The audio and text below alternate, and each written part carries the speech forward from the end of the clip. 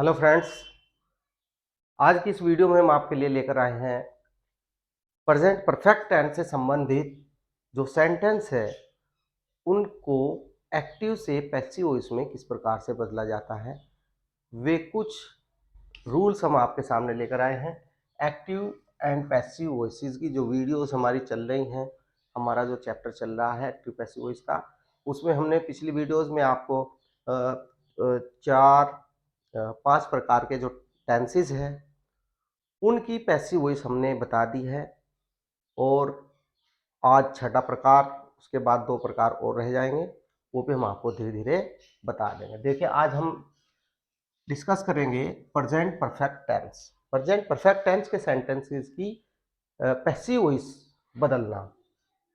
देखिए फ्रेंड्स, जो present perfect tense होता है उसकी जो एक्टिव वॉइस के सेंटेंसेस होते हैं उनमें फ्रेंड्स सहायक क्रिया हैज और हैव का प्रयोग किया जाता है। हैज एक वचनकर्ता के साथ हैज और बहुवचनकर्ता के साथ हैव का प्रयोग किया जाता है। और फ्रेंड्स, वर्ब की थर्ड फॉर्म। इसका मतलब कि हमें पैसिव वॉइस बनाते समय वर्ब में परिवर्तन करने की आवश्यकता नहीं है, क्योंकि पहले ही ऑलरेडी वर्ब की थर्ड फॉर्म परफेक्ट टेंस के अंदर यूज की जाती है, तो वर्ब की फॉर्म में चेंज करने की आवश्यकता नहीं है, केवल सहायक क्रिया बदली जाएगी। जैसे एक वचन के साथ हैज और बहुवचन के साथ हैव का प्रयोग किया जाता है, उसी प्रकार से पैसिव वॉइस में एक वचन के साथ फ्रेंड्स हैज बीन और बहुवचन के साथ हैव बीन, कर्ता यानी सब्जेक्ट जो होगा उनके साथ का प्रयोग किया जाता है। और वर्ब की थर्ड फॉर्म, देखिए जो वर्ब की थर्ड फॉर्म है वो एक्टिव वॉइस के सेंटेंसेस में भी यूज की जा रही है। अब चलते हैं एग्जाम्पल्स, क्योंकि एग्जाम्पल्स जितने हम एग्जाम्पल्स या एक्सरसाइजेस करते हैं किसी भी चैप्टर की, उतना ही हम उसमें परफेक्ट होते हैं फ्रेंड्स। तो आप ज़्यादा से ज़्यादा एक्सरसाइज करने की कोशिश करें और उसको किसी भी अपने टीचर से या अपने आप खुद उसको मिलान करें, सोल्व करें कि मैंने कहाँ तक सेंटेंस सही किए हैं। पहला सेंटेंस लेते हैं, the cat has killed the mouse. Friends, हमें पता है कि पैसिव वॉइस बनाते समय हम जो एक्टिव वॉइस के सेंटेंसेस होते हैं उसका जो सब्जेक्ट और ऑब्जेक्ट होता है सबसे पहले उसको ध्यान में रखना है, क्योंकि हमें पैसिव वॉइस बनाते समय ऑब्जेक्ट को सब्जेक्ट के रूप में यूज करना है और सब्जेक्ट को ऑब्जेक्ट के रूप में यूज करना है। अब देखिए इसके सेंटेंस के अंदर द कैट, ये तो हुआ हमारा सब्जेक्ट, और has killed the mouse, mouse हमारा हुआ ऑब्जेक्ट, तो हम माउस को सब्जेक्ट के रूप में यूज करते हैं, द माउस। अब फ्रेंड्स, माउस कैसा है? एक वचन करता है, एक वचन करता है तो इसके साथ हम हैज का प्रयोग करेंगे, हैज। और हम पैसिव वॉइस बना रहे हैं तो हैज बीन का प्रयोग करेंगे, द माउस हैज बीन। अब वर्ब की third form friends, killed by the cat.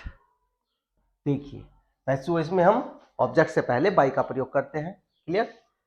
The workers have cut down the trees, cut down क्रिया है, कट डाउन काट डाले, काट कर नीचे डाल दिए, तो क्या क्या डाल दिए नीचे? द ट्रीज, पेड़ों को। तो पेड़ों के माध्यम से क्रिया हो रही है, तो जिसके माध्यम से क्रिया होती है उसको हम ऑब्जेक्ट बोलते हैं फ्रेंड्स। तो ऑब्जेक्ट हमारा हुआ द ट्रीज, द ट्रीज। अब इसके बाद हम क्या यूज करते हैं फ्रेंड्स? सहायक क्रिया, सहायक क्रिया। अब देखिए बहुवचन हमारा कर्ता जो है बहुवचन है, तो इसके साथ हम हैव बीन का प्रयोग करते हैं, हैव बीन। अब क्रिया की third form cut down, cut down की थर्ड फॉर्म भी कट डाउन ही होती है, the trees have been cut down by the workers, by the workers. Clear friends, बहुत आसान है। टीचर्स हैव प्रेज्ड हिम, ये सिंपल सा सेंटेंस है, पॉजिटिव सेंटेंस है, इसको भी हम ऐसे ही यूज करते हैं। हिम ऑब्जेक्ट है और टीचर्स सब्जेक्ट, तो हम ऑब्जेक्ट को सब्जेक्ट के रूप में यूज करेंगे। हिम देखिए फ्रेंड्स एक प्रोनाउन है, और ये ही प्रोनाउन का क्या है? ऑब्जेक्टिव केस है फ्रेंड्स, और इसका सब्जेक्टिव केस क्या हो जाएगा? ही, क्योंकि हमें अब इसको सब्जेक्ट के रूप में यूज करना है, तो इसका हम सब्जेक्टिव केस यूज करेंगे ही एक वचन करता हुआ, तो इसके साथ हैज बीन सहायक क्रिया का प्रयोग करते हैं, ही हैज बीन। अब क्रिया प्रेज्ड, ऑलरेडी थर्ड फॉर्म लगी हुई है तो जो का तू लिख देंगे, प्रेज्ड बाय द टीचर्स, ये हुआ हमारा third sentence. The policeman has not beaten the thief. देखिए फ्रेंड्स, यहाँ पर ये सेंटेंस नेगेटिव है, नेगेटिव है। The policeman subject, helping verb, main verb की थर्ड फॉर्म और द थिफ, क्योंकि किसको पीटा, चोर को पीटा, तो क्रिया किसके माध्यम से हुई, चोर के, तो चोर यहाँ पर ऑब्जेक्ट हुआ, इसको हम सब्जेक्ट के रूप में यूज करते हैं। द थिप एक वचन है फ्रेंड्स, तो हैज यहां पर लगेगा और हैज के बाद नोट भी लगेगा और पैसिव है तो फिर बीन लगेगा। Has not been, clear friends. Not का प्रयोग हैज बीन और हैव बीन के बीच में नेगेटिव सेंटेंस के अंदर किया जाता है। अब क्रिया की third form, beaten by the policeman,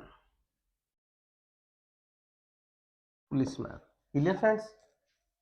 चलिए next, have you not done your work today. ये देखिए हमारा इंट्रोगेटिव सेंटेंस है और इंट्रोगेटिव सेंटेंस का फर्स्ट टाइप है। फर्स्ट टाइप है, फर्स्ट टाइप का मतलब सबसे पहले सहायक क्रिया का प्रयोग किया जाता है। और फ्रेंड जब हम पैसिव वॉइस बनाते हैं तो उसमें भी हम सबसे पहले सहायक क्रिया का ही प्रयोग करते हैं, लेकिन किसके अकॉर्डिंग, नए सब्जेक्ट के अकॉर्डिंग। अब नया सब्जेक्ट क्या होगा फ्रेंड्स, देखिए इसमें यू सब्जेक्ट था एक्टिव वॉइस में और ऑब्जेक्ट क्या है इसमें, not done your work. Your work इसके अंदर क्या है फ्रेंड्स, ऑब्जेक्ट है। तो योर वर्क यहां पर अब पैसिव वॉइस में सब्जेक्ट होगा, तो योर वर्क क्या है, एक वचन करता है, अपना कार्य। क्या तुमने अपना कार्य नहीं किया, आज तुमने अपना कार्य नहीं किया। तो फ्रेंड्स यहां पर योर वर्क एक वचन है, तो इसके साथ हम सहायक क्रिया यूज करते हैं हैज योर वर्क। ध्यान से देखिए, ये सेंटेंस नेगेटिव इंट्रोगेटिव है, तो यहां पर नोट का प्रयोग कहां होगा, सब्जेक्ट के बाद होगा नोट। और फिर पैसिव वॉइस में चेंज कर रहे हैं, तो अब बीन का प्रयोग होगा फ्रेंड्स, बीन। अब देखिए बीन कितनी दूर चला गया, सब्जेक्ट भी आ गया और नोट भी। तो यहां पर कहने का मतलब यह है कि जो इंट्रोगेटिव सेंटेंस होगा उसके अंदर हैज बीन और हैव बीन के बीच में सब्जेक्ट का प्रयोग किया जाएगा, और यदि नोट भी है तो नोट का प्रयोग भी सब्जेक्ट के बाद हैज बीन और हैव बीन के बीच में ही किया जाएगा। ये ध्यान रखना है आपको। Has your work not been done today by you. अब फ्रेंड्स यहां पर देखिए, ये यू क्या है, ये सब्जेक्ट है और ये यू क्या है, ये ऑब्जेक्ट है। यहां पर इन दोनों में बहुत कंफ्यूजन होता है, किसके अंदर, डायरेक्ट और इनडायरेक्ट के अंदर, क्योंकि यू जो है, यू का ऑब्जेक्ट भी यू ही होता है और सब्जेक्ट भी यू ही होता है। ये बहुत कंफ्यूज करते हैं डायरेक्ट इनडायरेक्ट में। चलिए, why has Ramesh not sold his scooter. तो ये हमारा सेकंड टाइप इंट्रोगेटिव हुआ फ्रेंड्स। सेकंड टाइप इंट्रोगेटिव में जो इंट्रोगेशन वर्ड होता है हु को छोड़ करके, वो ज्यों का त्यों लिख दिया जाता है। तो व्हाई को यहाँ सेम लिखेंगे व्हाई, उसके बाद हम सहायक क्रिया का प्रयोग करते हैं। अब सहायक क्रिया का प्रयोग किसके अकॉर्डिंग होगा, जिस प्रकार से हमने फर्स्ट टाइप इंट्रोगेटिव बनाया था सेम। देखिए यहाँ पर इसके बाद फर्स्ट टाइप इंट्रोगेटिव ही बचा हुआ है, तो नया जो सब्जेक्ट हम यूज करेंगे उसके अकॉर्डिंग सहायक क्रिया प्रयोग करेंगे। नया ऑब्जेक्ट क्या आता है इसमें, हिज स्कूटर, तो हिज स्कूटर के लिए हैज का प्रयोग करेंगे। Has, why has his scooter. अब नोट भी यूज हो रहा है, नोट भी यूज हो रहा है, तो नोट सब्जेक्ट के बाद हमने कहा था कि सब्जेक्ट के बाद नोट, उसके बाद been. Why has his scooter not been. अब क्रिया, क्रिया क्या है फ्रेंड्स, सोल्ड बाय रमेश। ये हुआ फ्रेंड्स हमारा सेकंड टाइप इंट्रोगेटिव। अब देखिए हु, हमने बताया है पिछली वीडियो में भी कि जो हु होता है ये एक सब्जेक्ट है। देखिए अगर हम यहाँ पर राम लिख दें, Ram has done it, Ram ने ये किया है। हु हैज डन इट, किसने ये किया है।